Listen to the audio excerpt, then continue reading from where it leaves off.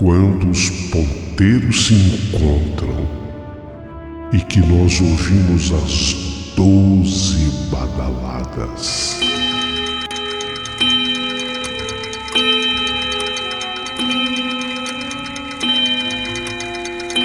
A hora que se anuncia é meia-noite. Uma hora em que tudo pode acontecer, inclusive nada. Mas hoje, muitos acontecimentos. Vamos à história de hoje.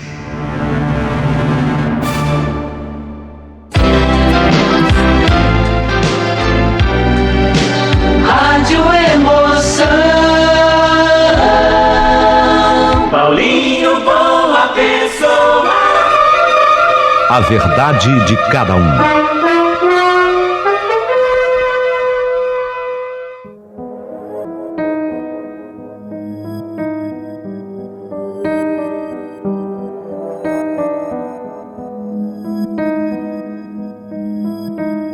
Meu querido amigo Paulinho Boa Pessoa, aqui de volta, o NR, Nestor Ribeiro.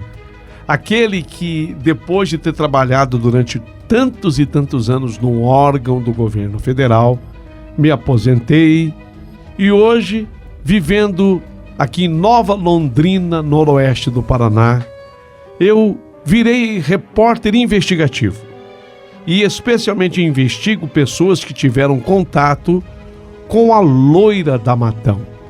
Já expliquei, na carta de número 1, como foi que surgiu a loira da Matão.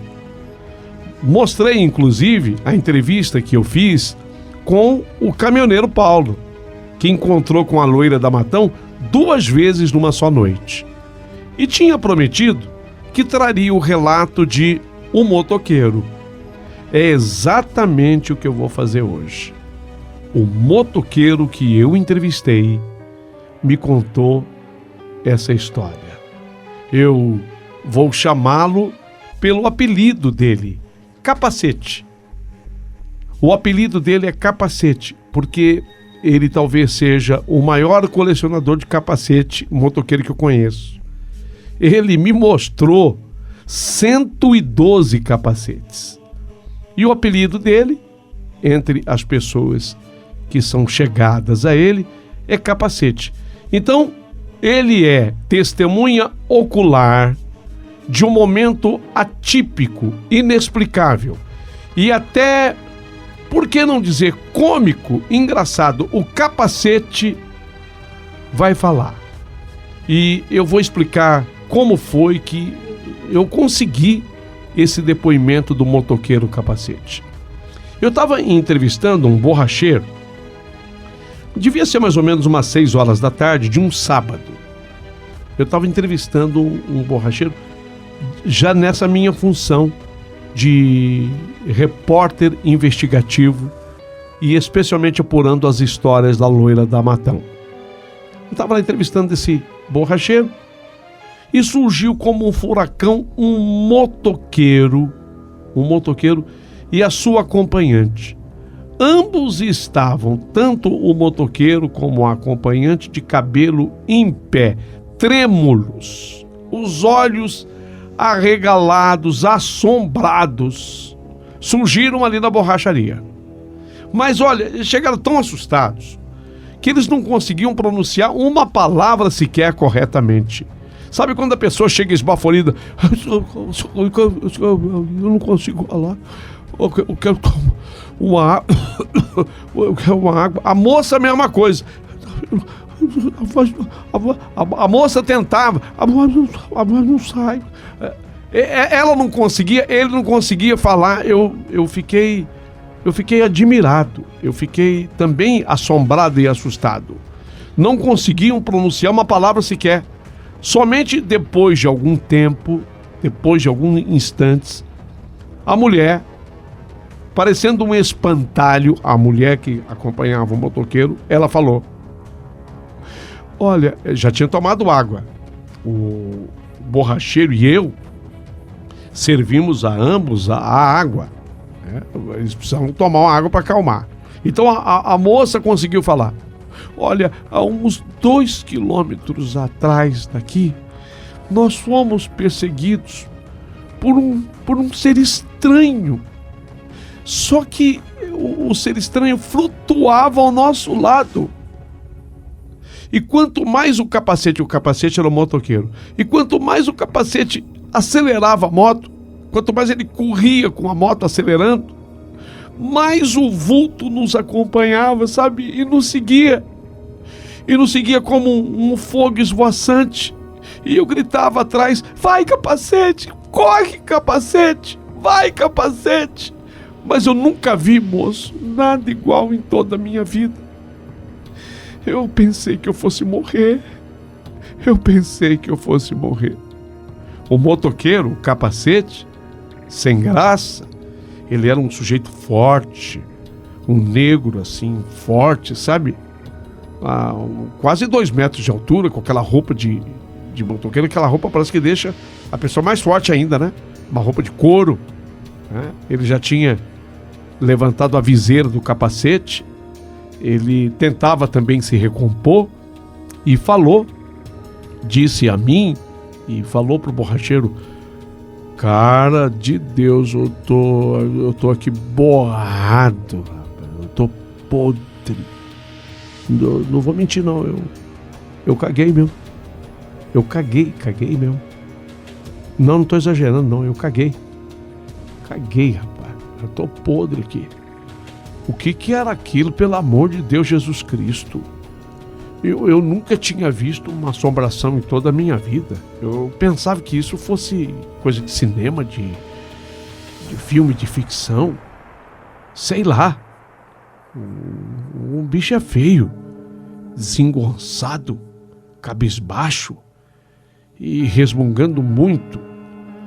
Olha, eu confesso que eu sou medroso pra caramba.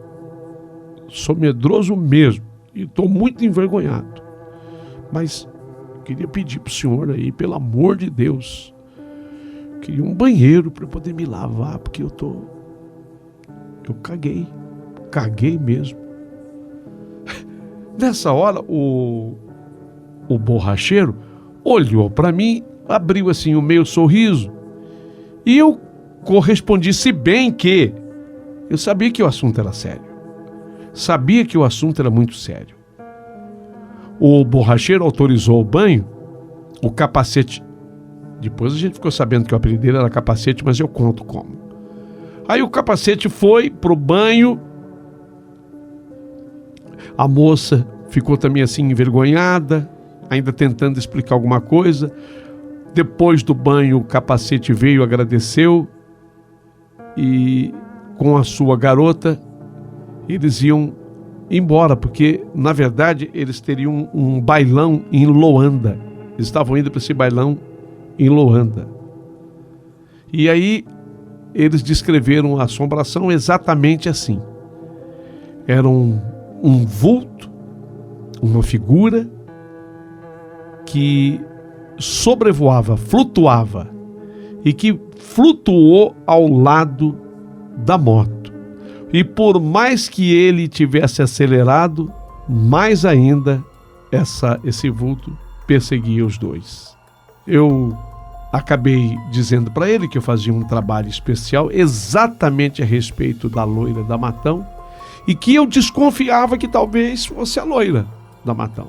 Então eu peguei e ele me cedeu gentilmente o endereço dele e depois eu acabei indo à casa desse motoqueiro e foi lá que eu conhecia a coleção de capacetes dele. Ele falou: sou muito conhecido, o pessoal de Luanda me chama de capacete e dessas cidades todas vizinhas, porque eu tenho um número imenso desses capacetes. Foi aí que eu o conheci. Mas ali ele se despediu, foi com a garota dele para o bailão de Luanda. E o velho borracheiro e eu ficamos ali conversando. E aí eu falei até pro borracheiro, falou: eu tô desconfiado que eles tiveram contato com a loira, que você não acha não, a loira da Matão? E eu já estava conversando com o borracheiro a respeito desse assunto. Ele falou: não tenho dúvida, porque o borracheiro estava dizendo de que inúmeras e inúmeras pessoas já tinham passado na borracharia e relatado para ele o encontro com a loira da Matão. Posteriormente, eu fui na casa do motoqueiro que ficava em Loanda. E aí foi quando eu descobri a coleção toda de capacete e ele me deu todos os detalhes e a dedução foi, de fato, era uma mulher, era uma loira e quem perseguiu o motoqueiro com a garota dele foi a loira da Matão. História que eu fiquei sabendo do motoqueiro. Aí vem o sussurro revelador. Preste atenção nessa história sobre a loira da Matão. Era noite de sábado, passavam das 2 horas da manhã e aquele casal, o Jonas e a Bernadette, voltavam de um churrasco entre amigos numa cidade chamada Guairaçá. Guairaçá é uma cidade que fica ali perto de Nova Londrina.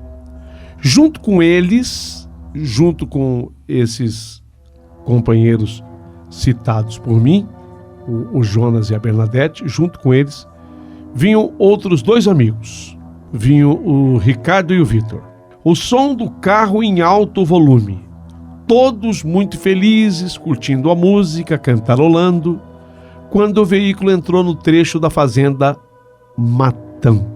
Eis a fazenda. O veículo entrou no trecho da fazenda Matão. Aproximadamente 1000 metros adentro, viram uma linda mulher loira de cabelos longos e pedindo carona. O Jonas diminuiu a velocidade, era ele que dirigia o carro. Jonas diminuiu a velocidade e falou: puxa vida, uma moça, acho que foi assaltada. A Bernadette, que estava do lado dele no banco do carona, porque esse era o casal que estava na frente, o Jonas e a Bernadette. A Bernadette, num ato sensitivo, falou de supetão: não para, Jonas, não para. Toca. Se você não tocar, eu pulo do carro. O Jonas assustou e obedeceu a amiga, a Bernadette, que estava do lado dele. E acelerou forte o carro, saiu até na disparada. Os que estavam no banco de trás, o Ricardo e o Vitor, começaram a rir e falaram zombando. Era a loira da Matão. E começaram a rir. Que medo! Assim começaram a zombar. Era a loira da Matão. E começaram a rir. A Bernadette, a moça, ficou brava e resmungou. Reprovou a atitude dos 2 amigos e falou sério: olha, Ricardo e Vitor, vocês fiquem quietos que vocês não sabem de nada. Pelo amor de Deus, com esse tipo de coisa não se brinquem. Vocês calem essa boca, pelo amor de Deus. Quando o Jonas olhou pelo retrovisor, estava lá o rosto da loira da Matão, feito bola de fogo, seguindo o veículo. Ele, apavorado, deu um grito de pavor. Ai! Ele deu um grito de pavor, apavorado, ele pisou fundo no acelerador do carro. Chegou a ultrapassar os 110 quilômetros horários. De repente, ela sumiu do espelho. E naquele momento o carro começou a gelar por dentro, como se o ar-condicionado estivesse ligado a 20 abaixo de zero. Para vocês terem uma ideia, o carro começou a gelar 20 abaixo de zero. Era como se tivesse ligado um freezer, uma geladeira da morte. Inexplicavelmente, ela, a loira da Matão, entrou no carro e sentou-se entre Ricardo e Vitor no banco de trás. Como sempre, exalando seu cheiro de dama fantasma, impregnando o ambiente com seu aroma inebriante. Bernadette, ao vê-la, gritou: ai! E tapou os olhos com as mãos, ficou cabisbaixa, olhando para o assoalho do carro e falou: para o carro, Jonas, para o carro e não olha para ela, você não olha para ela, olha em frente, siga dirigindo, olha em frente, não olha para ela, por favor, não olha para ela, vai em frente e vê se tem um jeito de você parar o carro. Mas já era tarde. Todos ficaram hipnotizados, encantados pela sua beleza deslumbrante. De repente, a loira começou a se metamorfosear e, aos poucos, se transformou numa coisa horrenda, jamais imaginada pelos olhos de um humano. Seu corpo começou a entrar em estado de decomposição. Era sangue escorrendo do nariz, da boca. Seus olhos ficaram da cor verde-limão. Seus cabelos loiros se transformaram em poucos fios brancos e de seus ouvidos começaram a sair algodão misturado a sangue, exalando um odor horrível. Virou bicho feio, a coisa mais estranha do mundo. Nesse instante, todos gritaram apavorados: "Ah!" e começaram a rezar. Imploraram aos santos, pediram proteção e piedade.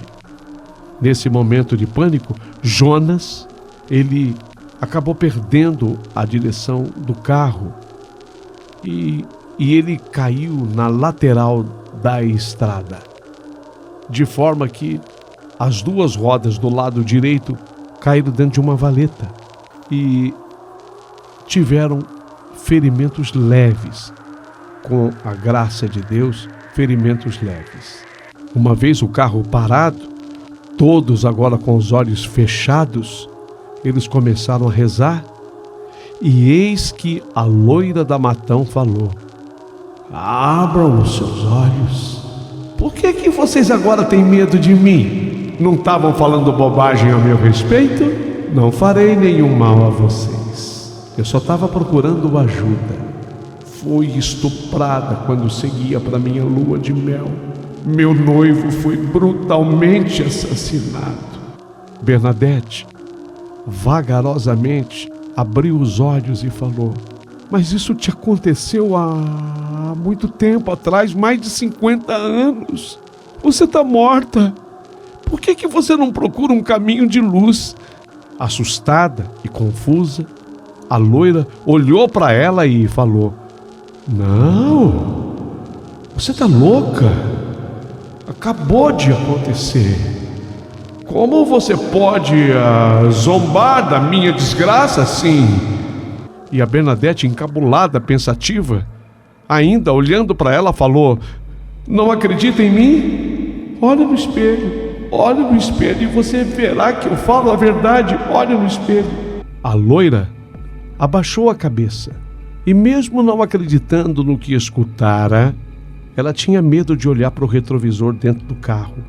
Mas, de acordo com a Bernadette, ela não chegou a erguer a cabeça, mas ergueu os olhos, de modo que ela chegou a olhar no retrovisor. E, obviamente, não deve ter visto nada. Tanto é que ela disse: "Cadê o meu rosto? Por que eu não me vejo? Cadê o meu rosto?" Voltou até a Bernadette e lhe perguntou: "Como é que você sabia disso? O que aconteceu comigo?" E Bernadette lhe respondeu: "Eu ouço a sua história desde que eu me conheço por gente, desde pequenininha. Você não acha estranho saber do meu nome sem me conhecer? Veja o que fez. Você causou-nos esse acidente. Graças a Deus nada aconteceu de mais grave, mas poderia ter acontecido." Como um raio, a loira saiu do carro e desapareceu. O mais impressionante é que todos foram depois para o hospital. E o que o médico do hospital estranhou é que todos estavam hipotérmicos. E naquela região, era verão, naquele momento fazia calor. Hipotérmicos é gente que está abaixo da sua temperatura normal. Isso de tanto frio que fez no carro durante a aparição da loira.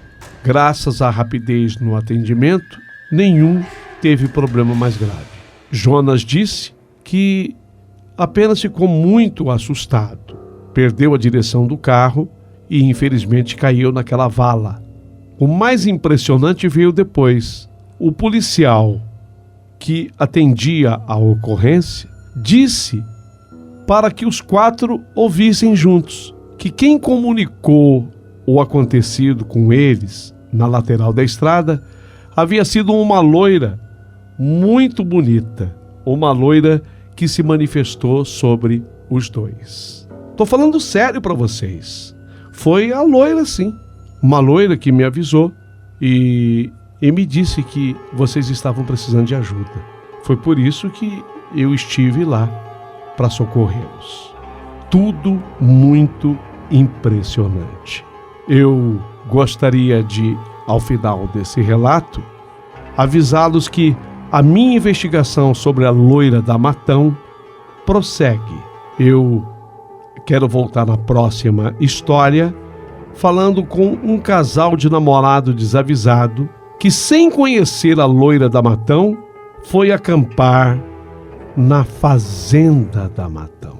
Vocês vão ficar impressionados com este relato. Eu conversei com o casal de namorado, na época, depois quando eu os encontrei, já casados. Casal de namorados na época, desavisado, sem conhecer a história da loira da Matão, foi acampar bem no centro da mata da fazenda da Matão. Uma história impressionante. E aí, tá gostando do relato do Nestor Ribeiro? NR, a história da loira da Matão? Não perca o próximo relato dele.